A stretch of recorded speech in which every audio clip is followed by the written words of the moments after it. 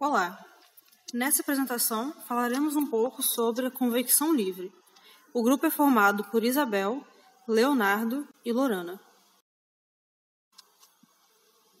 Este trabalho está dividido nos seguintes tópicos: introdução, forma da camada limite, conservação de momento, consideração de similaridade, uma comparação entre convecção livre e forçada, efeito da turbulência e a referência bibliográfica utilizada. Iniciando, dizemos que a convecção livre é definida pelo movimento do fluido que é causado por forças de empuxo que existem no seu interior.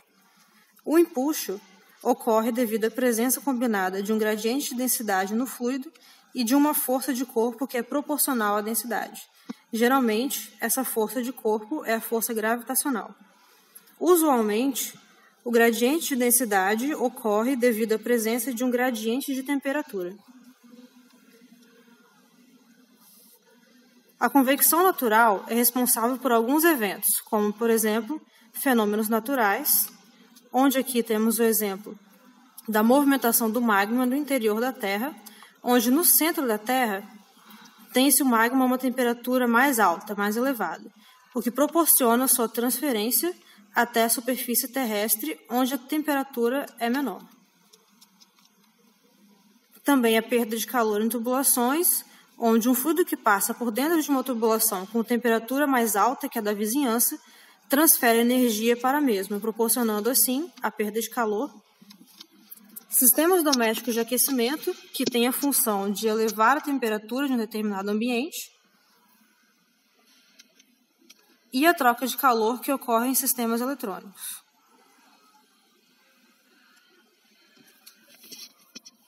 Forma da camada limite. Os escoamentos de convecção livre podem ser classificados de acordo com o fato de estarem ou não limitados por uma superfície.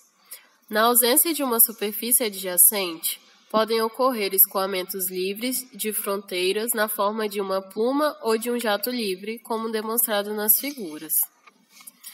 A distinção entre uma pluma e um jato livre é feita geralmente com base na velocidade inicial do fluido, que geralmente é 0 na pluma e diferente de 0 no jato livre. Um exemplo clássico de escoamentos de convecção livre limitados por uma superfície, temos o desenvolvimento de uma camada limite em uma placa vertical aquecida. A placa encontra-se imersa em um fluido extenso e quiescente, e com a temperatura de superfície maior que a temperatura do meio. O fluido próximo à placa é menos denso do que o fluido dela afastado. Portanto, as forças de empuxo induzem uma camada limite de convecção livre, na qual o fluido aquecido ascende verticalmente, arrastando o fluido que se encontra na região quiescente. Em particular, a velocidade é 0 quando y tende a infinito, bem como em y igual a 0. Uma camada limite de convecção livre também se desenvolve se a temperatura de superfície for menor que a temperatura do meio. Nesse caso, contudo, o movimento do fluido é descendente. Conservação de momento. Analisando o escoamento da convecção natural, usando a equação de conservação de momento, considerando o escoamento bidimensional e estacionário, com propriedades constantes, sendo que a única força de campo na direção x é a gravidade, a equação de conservação de momento toma a seguinte forma. O primeiro termo da direita pode ser substituído por g vezes Δρ sobre ρ, sendo que o gradiente de pressão na direção x, que é a direção vertical, é igual a menos ρ vezes g.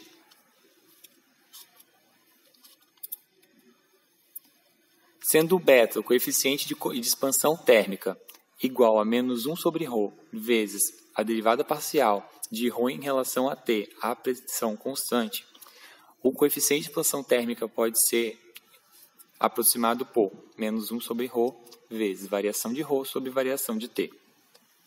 Sendo assim, ρ vezes beta vezes variação de t é igual a variação de ρ. O primeiro termo da direita, novamente modificado, se torna g vezes beta vezes variação de t.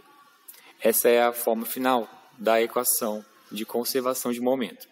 Outras equações que regem o escoamento são a equação de conservação de massa e de conservação de energia, que por enquanto permanecem inalteradas. Ao adotar considerações de similaridade, assumimos os comprimentos adimensionais x adimensional e y adimensional, as velocidades adimensionais dadas pela divisão da componente na direção sobre a velocidade inicial para u e v, a temperatura adimensional dada por uma temperatura do sistema menos a temperatura do meio sobre a temperatura da superfície menos a temperatura do meio, a equação de conservação de momento se torna da seguinte maneira e a equação de conservação de energia dessa forma aqui. O parâmetro adimensional que aparece na primeira parcela da direita na equação de conservação de momento é o adimensional número de Grashof, que é dado por aceleração da gravidade vezes o coeficiente de expansão térmica vezes a variação de temperatura vezes o comprimento ao cubo sobre a viscosidade cinemática ao quadrado. O número de Grashof representa na convecção livre a mesma coisa que o número de Reynolds representa na convecção forçada. Enquanto o número de Reynolds representava as forças inerciais sobre forças viscosas, o número de Grashof representa as forças de empuxo sobre forças viscosas. Para correlacionar a convecção livre e a convecção forçada, analisamos a diferença de magnitude entre o número de Grashof e o número de Reynolds ao quadrado. Se essa razão for semelhante a 1, os efeitos da convecção livre e da convecção forçada são combinados. Se o valor for muito menor que 1, ou seja, se Grashof for muito menor que Reynolds ao quadrado, o número de Nusselt é uma função de Reynolds e Prandtl, ou seja, permanecem os efeitos da convecção forçada.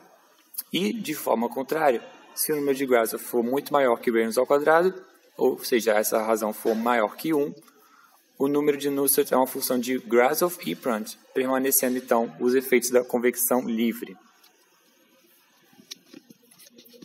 Encerramos falando um pouco sobre os efeitos da turbulência, sendo que a camada limite de convecção livre não está limitada apenas ao escoamento laminar. A transição da camada limite do escoamento laminar para o escoamento turbulento depende da magnitude relativa da força de empuxo e das forças viscosas. Essa transição pode ser relacionada pelo número de Rayleigh, que não é nada mais do que a multiplicação entre o número de Grashof e Prandtl, onde disse que para placas verticais seu número crítico é de 10⁹, ou seja, a partir desse valor, o escoamento de laminar se torna um escoamento turbulento. Como referência bibliográfica, utilizamos os fundamentos da transferência de calor e massa, o Incropera. Agradecemos pela atenção.